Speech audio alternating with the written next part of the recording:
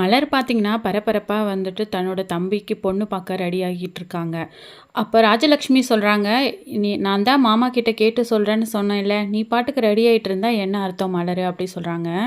நீங்கள் ஒரு வார்த்தை மாமா கிட்ட சொல்லுங்கள், நான் ரெடி ஆகிறேன், அவர் வந்ததும் கிளம்பி போகிறேன் அப்படின்னு சொல்லி மலர் சொல்கிறாங்க. நான் கேட்டு சொன்னதுக்கப்புறம் அப்போ நீ ரெடியாக மாட்ட, இப்போவே உன்னோட இஷ்டத்துக்கு நீ ரெடியாகி போயிட்டுருப்பியா அப்படி சொல்லிட்டு, அதுவும் உன்னோட தம்பிக்கு போய் பொண்ணை பார்த்துட்டா தூக்கி கொடுத்துருவாங்களா பொண்ணு, அதான் உன் தம்பி தான் இப்போ தான் சின்ன ஒரு வேலையில் தான் இருக்கான், அது எப்படி அப்படி சொல்லி காலையிலே சொன்னேன் இல்லை அப்படின்னு. என்னோட தம்பிக்கு வந்து பொண்ணு கொடுக்குறாங்களோ இல்லையோ அது அங்கே சம்மந்தப்பட்ட விஷயம், நான் கிளம்பி போகிறேன், நீங்கள் தேவையில்லாமல் ஏன் பேசிகிட்டு இருக்கீங்க அப்படின்னு மலர் சொல்கிறாங்க. உடனே ராஜலக்ஷ்மி சொல்கிறாங்க, நீ கூட இந்த வீட்டில் உன்னோட இஷ்டத்துக்கு எல்லாத்தையும் செய்ய ஆரம்பிச்சிட்டியா மலர், எல்லாத்தையும் கேட்டு கேட்டு செஞ்சிட்டு இருந்த நீ இப்போ வந்து உன்னோட இஷ்டத்துக்கு நீ வந்து எல்லாத்தையும் பண்ண ஆரம்பிச்சிட்ட இல்லை, எல்லாம் அந்த மதி வந்து கற்றுக் கொடுத்தது தான் அப்படின்றாங்க. நீங்கள் மதியை குறை சொன்னது போதும், எல்லாத்துக்கும் அந்த மதி தான் காரணம் அப்படின்னு சொல்லிட்டு இருக்கீங்களே, உங்களுக்கே கொஞ்சம் கூட மனசாட்சியே இல்லையா? இப்போ தான் ஏதோ வேலை கிடைக்கட்டும் அப்படின்னு இன்டர்வியூ போயிருக்காங்க, அவங்கள பற்றி எதுக்கு பேசிகிட்டு இருக்கீங்க? அவளோட வேலை போகிறதுக்கு காரணம் உங்கள் மாப்பிள்ளை தான், அதை ஒரு வார்த்தை உங்களால் கேட்டுட்டு ரேவதியை அனுப்ப முடியல, இப்போ வந்து நீங்கள் என்ன குறை சொல்லிட்டு இருக்கீங்களா அத்தை அப்படி சொல்லிட்டு ராஜலக்ஷ்மிக்கு ஒரு மாதிரி வந்துட்டு சேம் ஆகிடுது. ஸோ அவங்க சைலண்ட்டாக உட்காந்துட்ருக்காங்க. காலையில் என்னடானா சுரேஷ் வந்து அந்த மதியை உட்கார வச்சுக்கிட்டு இன்டர்வியூ கூட்டிகிட்டு போய் விட்டுட்டு போகிறேன் அப்படி சொல்லி போகிறான். இவன் என்னடானா நம்ம என்ன சொன்னாலும் அதை கேட்காம அதாவது பொண்ணு பார்க்குறதுக்கு ரெடி ஆகி போய்கிட்டா, இந்த வீட்டில் நம்மளுக்கு ஒரு மரியாதையே இல்லாமல் ஆயிடுச்சு, ஏதோ ஒரு ஓரமாக நம்ம இருக்கிற மாதிரி ஆயிடுச்சு அப்படின்னு ராஜலக்ஷ்மி ராகவன் கிட்ட பேசிகிட்டு இருக்காங்க. இந்த வீட்டில் எது நடந்தாலும் அது ஒரு குத்தமாக ஆரம்பிச்சுட்டு நீ வந்து கிளம்பிடல ராஜலக்ஷ்மி அப்படி சொல்லிட்டு அவர் ஒரு பக்கம் ராகவன் பிடிச்சி திட்டிகிட்டு இருக்காரு. இன்னொரு பக்கம் வந்துட்டு தங்கராஜ் பார்த்திங்கன்னா வீட்டில் ரிப்போர்ட் வந்துருச்சு, கண்டிப்பாக ரேவதிக்கு ஒரு பெரிய பிரச்சனை இருக்கும் அப்படின்னு அவரே முன்னாடி பிளட் டெஸ்ட் கொடுத்ததுலேருந்தே பேச ஆரம்பிச்சிட்டாரு. ஆனால் பார்த்திங்கன்னா ரேவதிக்கு வந்து எந்த பிரச்சனையுமே இருக்கிறதுல அவங்க நல்லா இருக்காங்க, என்ன சொல்கிறீங்க, இன்னொரு முறை அந்த ரிப்போர்ட்டை பாருங்கள் அப்படின்னு தங்கராஜ் டாக்டர்கிட்ட சொல்லவும், இல்லை தங்கராஜ் ரேவதிக்கு எந்த பிரச்சனையும் இல்லை, அவங்க ரொம்ப நல்லாவே இருக்காங்க, ஹெல்த் ஏன் எந்த பிரச்சனையும் இல்லை, உங்கள் வீட்டில் இருக்கிற 2 லேடிஸ்க்குமே உடம்பு சம்மந்தமாக எந்த பிரச்சனையும் இல்லை, ரொம்ப ஆரோக்கியமாக இருக்காங்க அப்படின்னு சொன்னாங்க. உடனே ரேவதி இருந்துட்டு, நான் தான் அப்போவே சொன்னேன் இல்லைங்க, நீங்கள் தான் தேவையே இல்லாமல் பயப்படுறீங்க, எனக்கு எதுக்கு இந்த வயசில் உடம்புல பிரச்சனை வரப்போகுது அப்படி சொல்லிட்டு ரேவதி சொல்லிட்டு இருக்காங்க. அதுக்கப்புறமா சரி என்னோட ரிப்போர்ட்டை பாருங்கள் அப்படின்னு டாக்டர்கிட்ட தங்கராஜ் சொல்லவும், அவரோட ரிப்போர்ட்டை பார்த்த உடனே அவருக்கு வந்துட்டு இனிமேல் நீங்கள் தண்ணி அடிக்கிற பழக்கம் இருக்கா அப்படிலாம் கேட்டுட்ருக்காங்க. ஏன் என்னாச்சு அப்படின்னு சொல்லவும், இல்லை உங்களோட கிட்னியில் ஃபங்க்ஷன்ஸில் கொஞ்சம் பிரச்சனை இருக்குது, நீங்கள் வந்து தண்ணி அடிக்கிற பழக்கம் இருந்தால் அதெல்லாம் விட்டுடுங்க அப்படின்னு சொல்கிறாங்க. உடனே ரேவதி சொல்கிறாங்க, என்னோட உடம்புல தான் பிரச்சனைன்னு சொல்லிட்டு இருந்தீங்க, இப்போ பாருங்கள் உங்கள் உடம்புல தான் பிரச்சனை அப்படி சொல்லவும், உடனே தங்கராஜுக்கும் ரொம்ப சேம்லெஸ் ஆகிடுச்சு, டாக்டர் முன்னாடி இவன் நம்மளை இப்படி எதிர்த்து பேசுகிறாளே அப்படிங்கிற மாதிரி உடனே கன்வெர்ட் பண்ணுறாரு.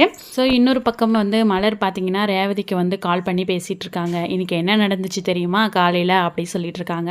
என்னாச்சு மலரே அப்படி சொல்லி ரேவதி கேட்கவும், சுரேஷை இன்றைக்கி மதிய இன்டர்வியூக்கு கூட்டிகிட்டு போய் விட்டுட்டு வரேன் அப்படி சொல்லி கூட்டிகிட்டு போனான் வண்டியில், அத்தையே அது ஒரு நிமிஷம் பார்த்து ஷாக் ஆகிட்டாங்க தெரியுமா அப்படின்னு மலர் சொல்கிறாங்க.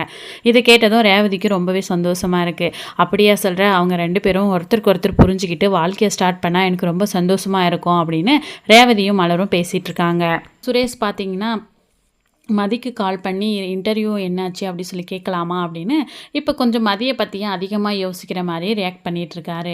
அதுக்கப்புறம் பார்த்திங்கன்னா காலும் பண்ணுறாரு மதிக்கு, என்ன இவர் கால் பண்ணுறாரு, காலையில் கூட்டிகிட்டு வந்து விட்டார் அப்படின்னு சுரேஷ்கிட்ட இருக்கிற மாற்றத்தை மதியாலுமே உணர முடியுது. சரி அவங்களும் வந்துட்டு காலை அட்டன் பண்ணி சொல்லுங்கள் அப்படிங்கிறாங்க. என்னாச்சு மதி, உன்னோட இன்டர்வியூ முடிஞ்சிச்சா, என்ன சொன்னாங்க அப்படின்னு. இன்டர்வியூ முடிஞ்சிருச்சு, ஆனால் வந்துட்டு அதுக்கப்புறமா சொல்கிறேன்னு சொல்லியிருக்காங்க, மெயில் பண்ணுறேன்னு சொல்லியிருக்காங்க அப்படின்னு மதி சொல்கிறாங்க.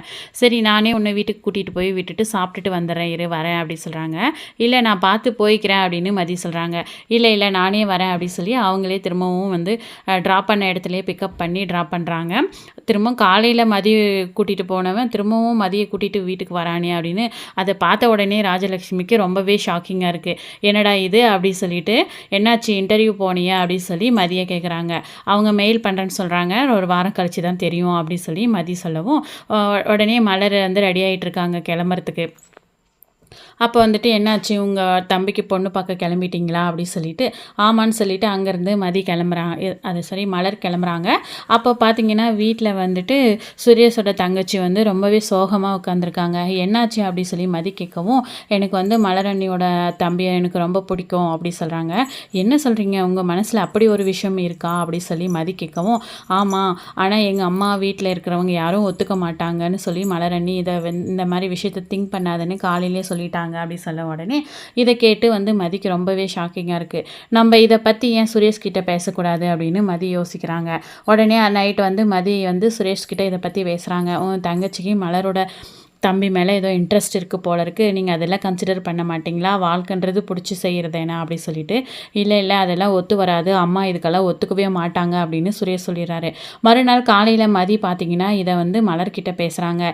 நீங்கள் வந்து ஏன் வந்து இந்த விஷயத்த கன்சிடர் பண்ணாமல் வேணான்னு சொல்லிட்டீங்க, வீட்டில் இருக்கிறவங்களுக்காக மனசுக்கு பிடிச்ச விஷயத்த செய்யாமல் இருக்க முடியுமா, வாழ்க்கை விஷயம் இல்லையா அப்படி சொல்லிட்டு உங்கள் தம்பிக்கும் இதில் இன்ட்ரெஸ்ட் இருந்தால் பேசாமல் நம்ம வந்து இந்த பாப்பாவுக்கு அந்த தம்பியை கல்யாணம் பண்ணி வச்சிடலாம் இல்லை அப்படிங்கிற மாதிரி மதி யோசிக்கவும் ஐயோ மதி ஏற்கனவே இந்த வீட்டில் தொடர்றதெல்லாம் உன்னால தான் பிரச்சனை வருது அப்படி சொல்லிட்டு இருக்காங்க, இந்த விஷயத்தை நீ அடியோட மடந்துரு, வேண்டவே வேண்டாம், நான் வந்து இந்த வீட்டில் மாட்டினதே போதும், என் தம்பி எங்கேயோ ஒரு பொருளையை பார்த்து கல்யாணம் பண்ணி சந்தோஷமாக இருந்துட்டு போகிறான் அப்படி சொல்லிட்டு இப்போ வந்து மலர் சொல்லவும் மதியை யோசிச்சுட்டே அமைதியாயிடுறாங்க.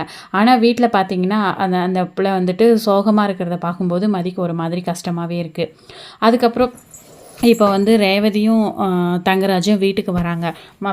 என்னாச்சு மாமா உங்கள் டெஸ்ட் ரிப்போர்ட் வேறு சரியில்லைன்னு சொன்னீங்க, உடம்புல வேறு ஏதாவது பிரச்சனை இருக்கா, இல்லாட்டி திரும்ப நம்ம ஹாஸ்பிட்டல் போவோமா அப்படின்னு நல்லா விசாரிக்கிற மாதிரியும் நாங்கள் நல்லா தான் இருக்கோம் அப்படிங்கிறத காட்டிக்கிற மாதிரியும் வந்து வீட்டில் தங்கராஜும் ரேவதியும் வரவும் பாக்கியராஜ் பார்த்திங்கன்னா அவங்களோட ஒய்ஃபோட தம்பியோட பொண்ணு பார்க்குறதுக்கு போயிருக்கிறதா கேள்விப்பட்ட உடனே இவன் வந்து அந்த சைட்லேயும் சந்தோஷமாக இருக்கிறான் போல இருக்கு, இவனோட நிம்மதியை எப்படியாவது கெடுக்கணும், இந்த வீட்லேயே இவன் மட்டும்தான் என்னை மதிக்கிறதே இல்லை அப்படி சொல்லிட்டு தங்கராஜ் ஒரு பக்கம் தப்பாக கன்வெர்ட் பண்ணிகிட்ருக்காங்க.